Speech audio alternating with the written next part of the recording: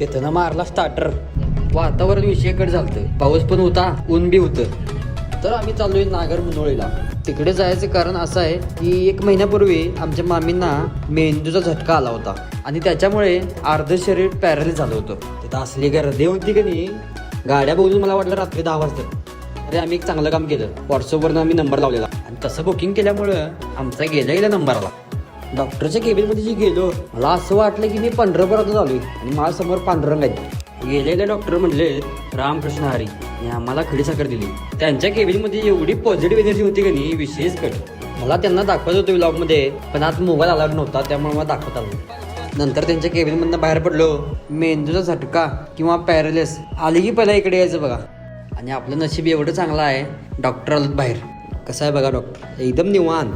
भेटला विठाला माझा